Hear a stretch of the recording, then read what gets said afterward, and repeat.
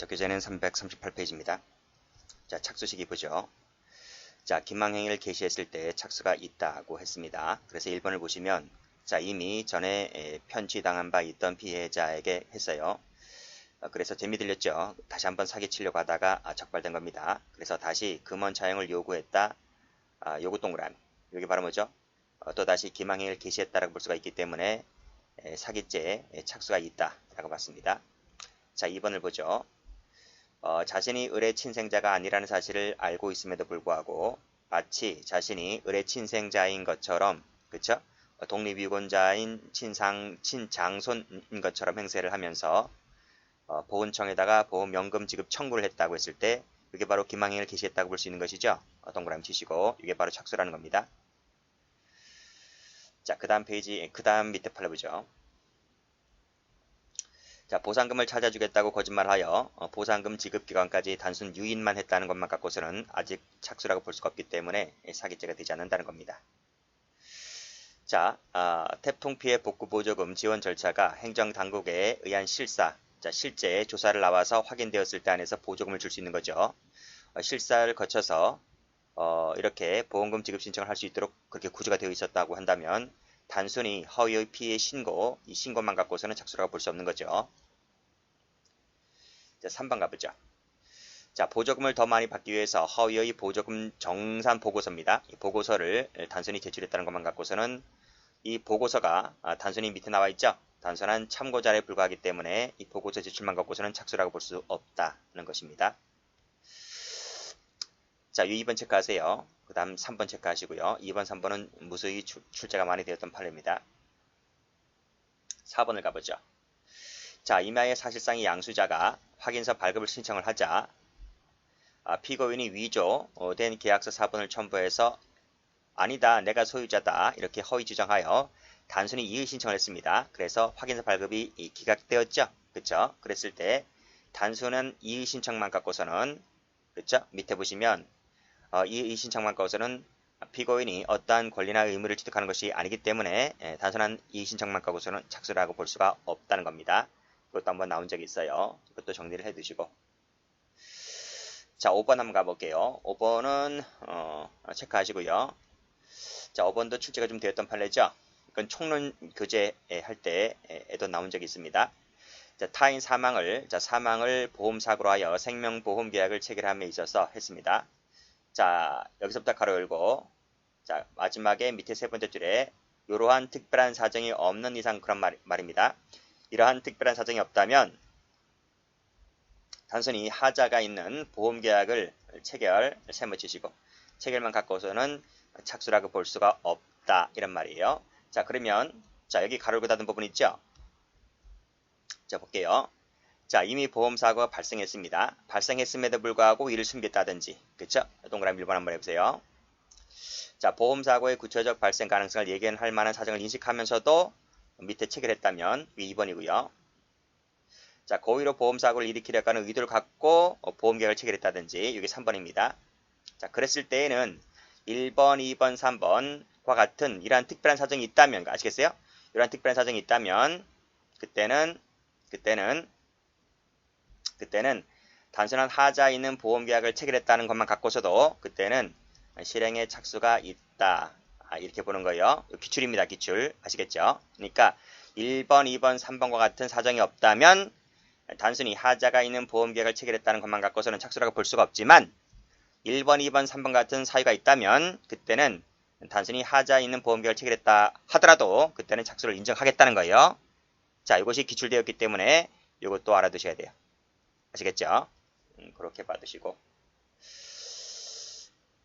자, 기수시기 한번 가볼게요. 자, 기수시기는 재물이나 이득을 취득했을 때 그때 기수가 된다고 했습니다. 자, 밑에 판례 보죠. 자, 밑에 판례도 체크하시고 별표 쳐보세요. 중요한 판례니까. 자, 밑에 판례도 별표 쳐보시고 출제가 많이 되었어요. 자, 그러면 위에 올라가서 읽어볼게요. 자, 갑은 우연히 알게 된 을리에게 자신이 앞으로 연회계획사를 설립을 할 예정이고 1조 2천억입니다. 1조 2천억을 유치해서 놓았는데 체류증이 없어서 돈을 사용할 수 없으니 돈을 빌려주면 틀림없이 갚겠다라고 거짓말을 하죠. 자, 그러니까 또 이 말도 속네요. 자, 이 말도 속아요. 1조 2천억인데 속습니다. 자신의 명의로 계좌를 개설한 후에 통장과 도장은 자신이 보관하고 있고 요 카드만을 갑이 소지케 한 다음에 그쵸? 카드만 준 거예요. 자, 그 통장으로 1,500을 송금했다는 겁니다. 이상하죠? 1조 2천억 얘기하면서 1,500만 원 달라고 하는 거예요. 자, 송금했다는 거예요. 송금했다. 즉 이 을려가 차고를 불러일으켰죠. 차고를 불러일으켜서 송금했다는 것 자체가 처분하게 되는 겁니다. 그렇죠? 통장에 돈이 꽂혔죠. 통장에 돈이 꽂히는 순간 카드 소재인인 이 갑이 이 통장에 돈이 꽂혀 있는 이 상태에서 통장에 돈이 꽂혔다면 언제든지 내가 카드를 갖고 있기 때문에 언제든지 돈을 인출할 수 있는 법률상의 또는 사실상의 지위나 권한을 취득했다라고 볼 수 있는 거예요. 이 취득 자체가 뭡니까? 이게 바로 기수인 거예요. 기수. 아시겠죠? 근데 송금하고 난 다음에 을려가 이제 의심하게 되죠. 그래서 을려가 소지하고 있던 통장과 도장으로 다시 송금된 돈을 다시 인출한 겁니다. 인출했다. 그래서 결국은 뭐다?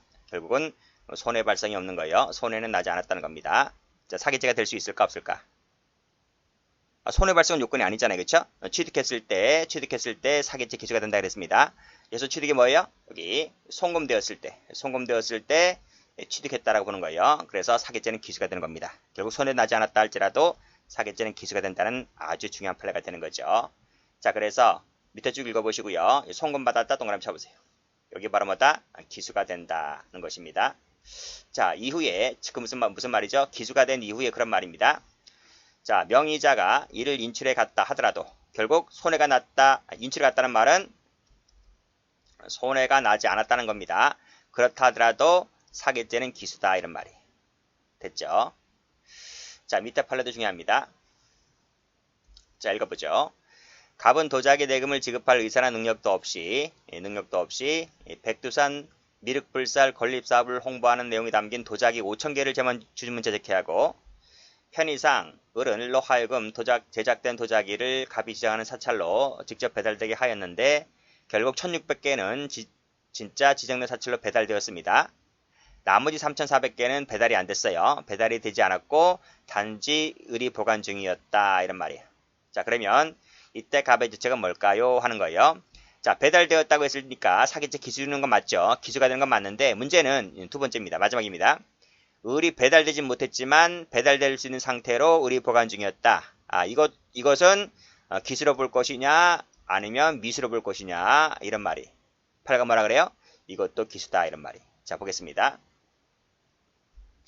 재물교부라고 했을 때 이 교부라고 하는 것은 자, 밑에 재물의 현실적 인도, 그렇죠? 현실적 인도 동그라미 쳐보세요. 이게 바로 뭐예요? 지정된 사찰에 배달되었다는 거죠. 이것뿐만 아니라 그의 자유로운 처분 가능한 상태 동그라미. 이것도 뭐다? 교부라고 볼 것이다. 그래서 지정된 사찰로 배달될 수 있는 상태에 놓인 채로 을이 보관되었다. 이 을이 보관되었다는 게 바로 뭐죠? 그의 자유로운 처분이 가능한 상태에 놓여 있었다라고 보는 겁니다. 그래서 교부라고 하는 말의 의미는 현실 인도뿐만 아니라 자유로운 처분이 가능한 상태 둘 다 포함된다. 그렇게 해석한다 하더라도 유치해석 금지 원칙에 위반되지 않는다는 겁니다. 그래서 요 꺽쇠 1번 같은 경우는 이 사기죄 파트에서 나온 적도 있지만 죄형법정주의 파트에서 유치해석 금지 원칙과 관련해서 또 나온 적이 있기 때문에 교부라는 말의 의미는 이 두 가지 모두 다 쓰인다라고 하는 것을 봐두시면 돼요. 아시겠죠? 자, 그래서 꺽쇠 2번을 가보면 실제로 배달된 것, 그쵸? 다른 색깔로 한번 해볼까? 이것도 기수가 되고 보관 중인 것도 기수가 되고 각각 기수다 이런 말이에요. 여러분들은 1번을 잘 봐두셔야 돼요. 그래서 1번 꺽쇠 1번은 기수인데 꺽쇠 2번은 미수다 하면 틀려요. 둘 다 기수입니다.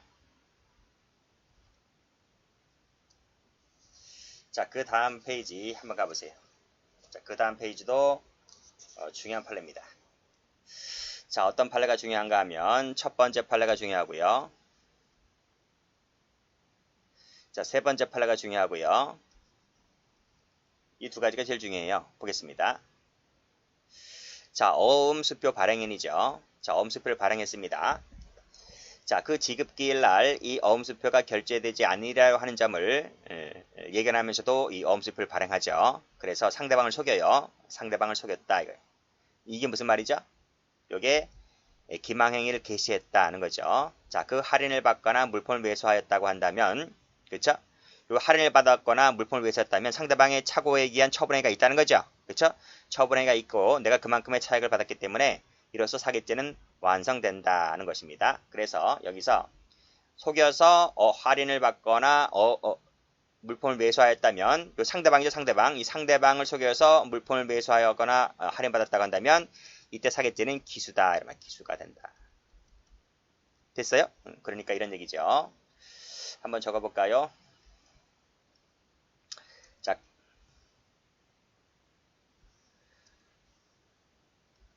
자, 여기다 한번 적어볼게요. 갑이라는 어음수표 발행인이 있어요. 그리고 이제 상대방이 을이죠. 그래서 기망을 하죠. 이 판결문에서 보았듯이 기망행위를 합니다. 그러니까 을이 착오를 불러일으켜서 이 어음수표를 싸게 사는 거죠. 할인을 받아서 10% 할인된 가격으로 사는 거예요. 그래서 이 어음수표를 사는 거죠. 그렇죠? 매수행위를 합니다. 매수행위를 한다. 그렇죠? 그러면 요 돈을 받는 거잖아요. 어음을 건네주고 돈을 다 받게 되는 거죠. 요때 사기죄는 뭐가 된다? 요때 사기죄는 기수가 된다. 이런 말이. 아시겠죠? 그러니까 이 을을 상대로 해서 속여서 돈을 건네받게 되는 순간 사기죄는 기수가 되는 것이다. 라고 했어요. 자, 그럼 을이 어음수표를 받았죠? 어음수표를 소지했습니다. 어음수표를 소지했습니다. 자, 이 을이 이게 부도가 될지 모르는 거죠. 그렇죠? 그래서 이 사람이 이 A라는 사람에게 어음수표를 또 건네줘요. 이렇게 처분행위를 합니다. 그래서 밑에 나오죠.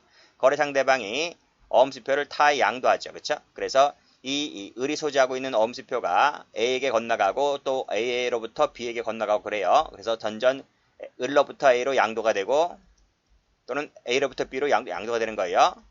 그래서 이제 거의 지금 날짜가 가까이 오죠. 지금 날짜가 거의 가까이 왔을 때 이 B라는 사람이 어음수표를 소지하게 된 거예요. 라 하더라도 결국 이 사람이 결국 은행에 갔어요. 은행에 가서 지급 청구했습니다. 지급 청구를 하니까 은행이 뭐라 그래요? 손님 그 어문 부도났어요. 부도가 난 거예요. 휘지 조각인 거예요. 이렇게 알려주는 거죠. 그렇죠? 그러니까 이 사람은 쓰레기를 갖고 있는 거죠. 그랬을 때 이 을에 대해서도 이 마지막 이 을이 뭐죠? 을이 최후 소지인이죠. 최후 소지인. 어음수표를 갖고 있는 최후 소지인인데 이 최후 소지인에 대해서도 갑은 이 최후 소지인인 B에 대해서도 사기죄가 될 수 있느냐? 이런 말이 아니라는 거예요. 사기죄라고 하는 것은 갑이 이 을에게 사기를 쳐서 돈을 받았을 때 요때 사기죄는 완성되는 것이다. 완성되는 것이다. 자, 이 수표가 건너가서 A가 갖고 있던 B가 갖고 있던 C가 갖고 있던 하더라도 이 A나 B에 대해서는 사기죄가 되는 것이 아니다. 이 을에 대해서만 사기죄가 되는 것이다. 하는 것이 판례가 됩니다. 그래서 여기 나와 있잖아요. 거래 상대방인 을을 속여서 돈을 받았다면 여기서 사기죄는 완성되는 것이지 타의 양도됨으로써 결국 마지막에 부도가 되었다 할지라도 마지막 줄 최후 소지인 밑줄 그시고 X 최후 소지인에 대한 관계에서는 사기죄가 안 된다. 누구에 대해서만 사기죄가 된다? 색깔칠할게요. 요 상대방, 거래 상대방에 대해서만 사기죄가 되는 것이지 최후 소지인은 사기죄가 되지 않는다. 중요한 판례입니다. 자, 그 밑에 거 가볼게요. 변제 의사와 능력이 없음에도 이를 숨긴 채 상대방을 속여버리자. 속이는 것이 바로 뭡니까? 그게 기망행위가 된 거예요. 결국 그 사람으로부터 그 사람의 배서가 된 약소금을 교받았다 동그라미. 이게 바로 뭡니까? 이게 취득이 되는 거죠. 이게 바로 사기죄 이퀄 기수가 되는 거예요. 자, 그 다음 그 후에 무슨 말이야? 기수가 된 이후에 이런 말. 기수가 된 이후에 가로 열고 지급계일에 지급 거절되고 당연하겠지. 이것이 뭐 부도나는 거잖아요. 결국 금융기관에 대해서 피고인이 상한 책임을 지게 되었다 할지라도 여전히 피해자인 상대방이죠. 상대방에 대한 사기죄가 되는 것이다. 이렇게 보시면 될 것 같아요. 자, 이 판례만 보죠. 자, 보이스피싱 사건입니다. 자, 보이스피싱 범죄의 범인이 피해자를 기망을 해서 피해자의 자금을 사기 이용 계좌로 송금 이체받게 되면, 자, 빨간색으로 송금 이체받게 되면 여기서 사기죄는 기소가 되는 것이다. 이런 말이에요. 자, 요거 한번 볼게요. 요 그림을 밑에다 한번 그려볼게요. 자, A가 있고 B가 있어요. 그리고 여기 갑이라는 사람이 있어요. 자, A는 사기꾼이에요. 사기꾼이고 B를 상대로 이제 사기를 치는 거예요. 그쵸? B는 착오를 불러일으킵니다. 그래서 B는 피해자가 되는 겁니다. 사기죄의 피해자. 됐어요? 자, 됐는데, 자, 여기서 사기를 치기 전에 먼저 갑이 A에게 통장을 빌려줘요. 통장을 빌려줍니다. 누구 통장? 야, 너 사기 잘 쳐라야. 내가 너 사기 잘 치게 내가 통장 하나 빌려줄게. 이게 이제 자기의 명의로, 갑의 명의로 된 통장입니다. 그래야 사기를 잘 치잖아요. 그쵸? 이게 만약에 자기 통장이라 A 명의 통장이라 한다면 상대방이 눈치를 채서 사기죄가 이제 수포로 들어갈 수가 있기 때문에 자기 통장보다는 타의 명의 통장이 사기치기 더 좋단 말이죠. 그래서 그런 점을 이용해서 갑이 자기의 명의로 된 통장을 빌려주게 되죠. 이게 바로 뭡니까? 이게 사기 방조란 말이에요. 통장을 빌려주었다는 것이 사기 방조죄를 저질렀던 거예요. 자, 그래서 이 사기꾼인 A가 이를 이용해서 B에게 사기쳤고, B는 여기에 속아서 착오를 불러일으켰고, 결국 이 통장에다가, 그쵸? 이 통장에, 이 간명으로 된 통장에다가 이 사람이 입금을 하게 되죠. 이 입금이 바로 뭡니까? 입금이 바로 사기죄에서 말하는 처분행위를 개시했다는 거예요. 그쵸? 통장에 돈이 들어오는 순간 A는 취득하는 거죠. 이 재물에 대한 취득이 되었기 때문에 기수가 되는 거예요. 기수. 아시겠죠? 자, 그래서 올라가 보시면 보이스피싱의 범인, 여기선 A죠. 상대방을 기망해서 자금을 사기 이용 계좌로 송금 이체받게 되면, 그쵸? 통장에 돈이 꽂히는 순간 사기죄는 기수가 되었다. 이런 기수가 되었다. 이런 말. 그쵸? 기수가 되었다. 이런 말이에요. 자, 근데 요 범인이 그 후에 기수가 된 이후에 그 범인이 누구야? 범인이 바로 이제 사기꾼이죠. 요 A란 말이에요. A가 이 사기 계좌에 들어온 돈 있죠. 들어온 돈을 인출했다 하더라도 인출한 것이 별도로 횡령죄가 될 수 있을까라고 하는 것인데, 중요한 게 바로 뭐예요? 별도로 횡령죄가 안 되겠다 이런 말이에요. 왜 그럴까요? 여기 나와 있지? 새로운 법익 침해가 없잖아요. 새로운 법익 침해가 없기 때문에 별도로 횡령죄가 되지 않는다. 불가벌적 사후행위다 이런 말. 불가벌적 사후행위다. 그쵸? 자, 통장에 돈이 만약에 1억이라고 한다고 한다면 1억이 들어왔습니다. 그러면 A라는 사람이 통장에 돈을 꺼냈죠. A라는 사람이 통장에서 돈을 인출했습니다. 이렇게 인출했다 하더라도 이것은 이 B라는 사람이 새로운 법익 침해가 없겠죠. 또다시 뭐 1억을 더 추가해서 손해본 게 아니잖아요. 새로운 피해가 없기 때문에 이것은 별도로 횡령죄가 되지를 않는다. 횡령죄가 되지를 않는다. 뭐밖에 안 돼요? 사기죄만 될 뿐이다. 이런 말이에요. 그쵸? 요거 잘 받으시고 일단 끊으세요. 자, 끊었어요. 자, 그 밑에 건 뭔가 하면 이거예요. 사기 범행을 방조한 종범 있죠. 종범이 누굽니까? 여기서는 이 갑이란 말이에요. 갑. 여기서는 이제 갑이에요. 갑이 이 계좌에 송금된 돈을 이 종범이 인출했다 하더라도 여기서는 앞에서는 이제 A가 인출한 거죠. A가 인출한 것도 횡령이 되지 않지만 A가 인출하지 않고 이 갑이 이렇게 인출했다는 겁니다. 갑이 이렇게 인출했다 하더라도 결론은 마찬가지다. 무슨 말이에요? 별도로 횡령죄가 되지를 않는다. 이런 말이에요. 자, 됐죠? 그런 얘기입니다. 마찬가지란 말은 똑같잖아. 별도로 횡령죄가 되지를 않는다. 이런 말. 뭐가 될 뿐이다? 사기죄. 여기서 말하는 A는 사기죄. 1죄밖에 안 되고 갑은 무슨 죄? 사기죄 방조죄. 1죄밖에 안 되는 거예요. A는 사기죄, 갑은 사기 방조죄.